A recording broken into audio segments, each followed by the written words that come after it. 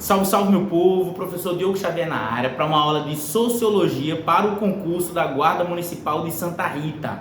Então você que vai fazer esse concurso, que já está assistindo nossas aulas de História da Paraíba, a gente agora vai começar a trabalhar também com Sociologia. Os nossos vídeos deram meio que uma parada aí, porque eu estou num processo de transição, mudança, mas a gente vai continuar trabalhando. E dizer que nós temos a nossa apostila de História da Paraíba completa, todos os tópicos. E temos também a nossa, teremos em breve o nosso aulão de véspera. Então, pertinho da prova, daqui a um mês mais ou menos, né? A gente vai ter o nosso aulão para a Guarda Municipal de Santa Rita com História e Sociologia. Então, você que quer um aulão, a gente também vai ter aqui no canal, beleza? Um aulão, e aí vocês podem adquirir esse aulão também. E pedir já para vocês, curta, comente, compartilhe. Chegou até aqui, manda aquele like, aquele comentário, isso ajuda muito o nosso canal a crescer, a chegar mais longe, porque é importante a gente estar divulgando o conhecimento.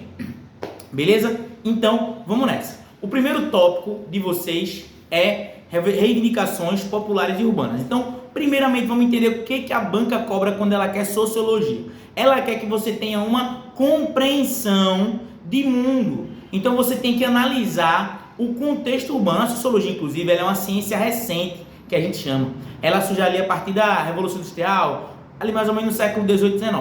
Então, o que a gente pode observar a partir disso também? Nós temos aqui nesse conteúdo questões para você olhar e analisar o que a banca está pedindo. Então, você vai sempre ter esse olhar de uma dimensão complexa para entender onde é que está inserido aquele contexto.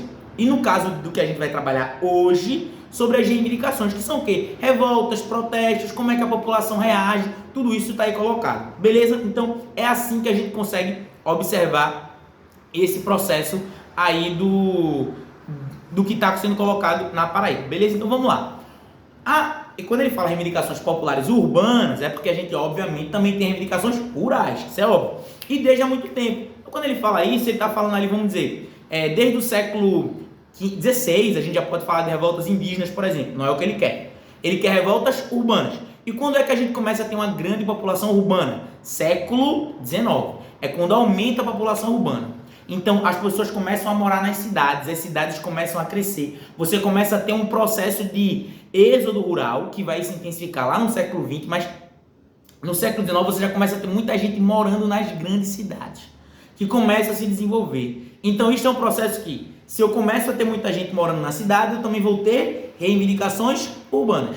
Entende como uma coisa é casada na outra? Eu não podia, quando eu estava no meio rural, eu tinha o quê? Um movimento rural. Certo? Então, isso é importante para a gente entender. E a população, ela vai sempre fazer revolta. Por quê? Porque a condição de vida obriga a pessoa a fazer isso. Vou dizer logo dois casos. Revoltas que aconteceram na Paraíba no século XIX. Revolta do quebra-quilo e revolta do ronco da abelha. Você já pode pensar nesses dois para pensar o seguinte, olha só, grava isso aqui, jamais dizer, população é passiva. Você jamais vai dizer um negócio desse. A população é passiva. Não, nunca dizer isso. 2, dizer coisas como, a população aceitava, só teve reivindicação proletária. Cuidado com isso. Grava aqui. Quando a gente pensa em revolta, você pensa, um sindicato, beleza.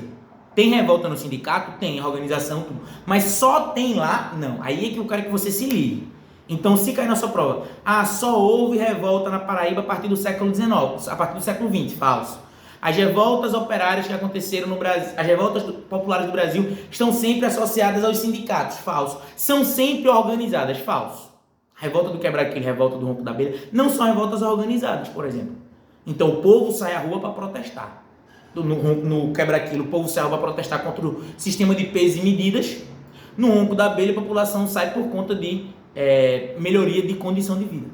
Percebe o que eu estou dizendo? Então não é uma coisa assim, só quando é organizado. Isso eu quero que você grave, porque a banca, ela gosta de cobrar esse tipo de coisa, e é aí que ela gosta de derrubar um bocado de gente nesse aspecto. E aí vamos lá também outra coisa. No Brasil, muitas revoltas acontecem sem ser organizadas. Qual é o maior exemplo que a gente vai ter disso? A revolta da vacina. Você já deve ter ouvido isso, a revolta da vacina. Aí muita gente diz assim, a revolta da vacina, o povo não queria se vacinar. Não, a revolta da vacina, a vacina é o estopim. O Rio de Janeiro viveu um momento de extrema migração, crescimento populacional gigantesco. Rio de Janeiro ali no começo do século XX. Muita gente vivendo junto, começo das favelas, população vivendo junto, uma destruição dessas favelas, revolta de Pereira Passos, e aí começa a ter uma série de medidas contra o povo. Quando vem a vacinação, que é quem leva o nome, o bode expiatório, é porque a turma entrava nas casas, não é que nem a gente vai tomar a vacina hoje em dia, que vai no posto, não.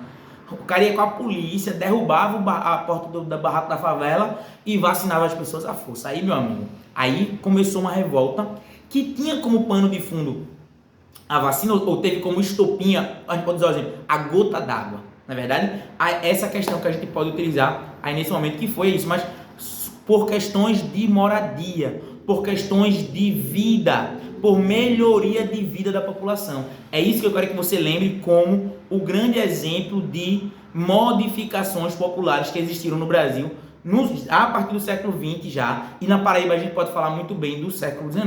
Beleza? Isso é importante. Pausa para água.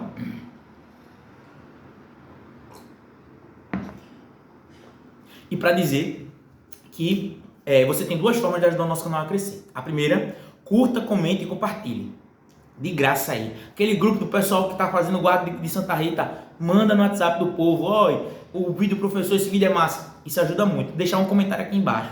Gosta do canal e não deixa um comentário? Vacilo. A outra é através do nosso Pix, que fica na descrição. Você pode ajudar comprando um dos nossos materiais ou ajudando através do Pix de qualquer valor. Beleza? Então, vamos nessa, voltar aqui. Por que também eu quero que você pense nisso? Porque a gente pode chegar para o tempo atual. Existem reivindicações, existem protestos. Hoje em dia, óbvio que sim. Você jamais pode dizer, acabou. Não. Quer que eu faça uma associação? Vamos lá. Vocês lembram que lá em 2013, o Brasil explodiu em revoltas. O Brasil inteiro. Qual era o mote? 20 centavos. Aí eu te pergunto, o povo estourou no Brasil naquele momento por conta de 20 centavos? Foi isso? É óbvio que não. Você é inteligente, sabe que não foi isso. O que foram os 20 centavos? O estopim. Os 20 centavos, eles foram como é que eu poderia dizer? Eles foram a gota d'água.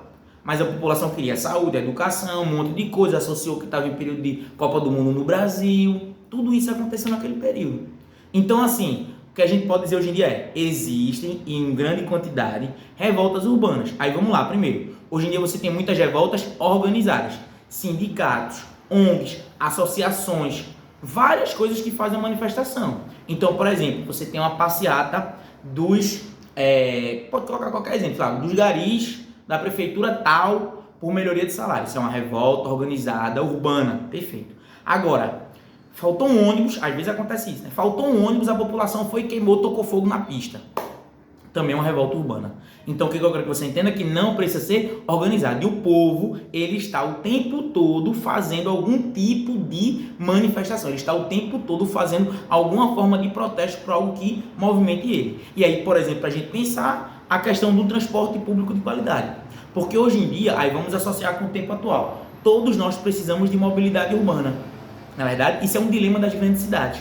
Você que passa 1h30, vai para o trabalho, 1 hora para voltar, 1 hora... Tem muita gente, inclusive, que diz assim, professor, eu baixo o seu vídeo e vou ouvindo. Por que a pessoa vai ouvindo o meu vídeo? Porque às vezes ela passa 1 hora do trabalho até em casa. Então, o que ela faz? Ela otimiza o tempo de alguma forma. Mas o que é verdade? É que a gente não deveria passar tanto tempo em ônibus lotado, ruim, caro. E aí, quando o povo faz um protesto por melhoria das condições do transporte público, esse é um exemplo. E esse é um exemplo atual. Porque antigamente você não vai ter essa discussão sobre transporte público. Hoje em dia isso é muito presente. E várias outras coisas que vão estar acontecendo. Tudo bem, gente? Então pensa nisso. Outras coisas também que você pode pensar. Existem protestos, manifestações que são mais recentes. Como, por exemplo, você pensar na pauta LGBT, na pauta feminista, na pauta contra o racismo. Várias coisas dessas acontecem. O mundo explodiu em revoltas. Por exemplo, em 2020, com a questão do Black Lives Matter. Meu inglês agora macarrônico aqui, mas vidas negras importam. O mundo explodiu em revoltas. Isso é o quê? Contra a violência policial, contra o racismo, assassinato de pessoas negras. São reivindicações populares urbanas. As pessoas que sofrem aquilo na pele saindo à rua para protestar. Você percebe como a gente pode colocar isso? Então você tem que pensar que existem coisas antigas e atuais. Existem manifestações antigas e atuais. Existem manifestações que persistem. O movimento por moradia, por exemplo, está sempre aí presente. Então, estava lá na revolta da vacina, está hoje em dia. Então a gente também pode dizer que existem manutenções de revoltas que se fixam ao longo do tempo e que a gente consegue observar ao longo de todo esse período como sendo um processo extenso de manifestação popular e participação do povo na política. A gente também pode dizer muito bem isso. Por quê? Quando o povo reivindica, ele também está participando da política. Porque os políticos eles têm que dar uma resposta para aquilo. Então, participar das eleições a cada 4 anos, a cada 2 anos, você vai lá e volta, mas também viver o seu cotidiano, fazer uma revolta, pedir alguma coisa, uma praça, não sei o que lá, isso é uma reivindicação, também está presente ali nessas revoltas. Beleza? Tranquilo? Se gostou do vídeo, aquela curtida, aquele comentário e estaremos produzindo vídeos aí durante toda essa semana. Beleza? Tamo junto, forte abraço.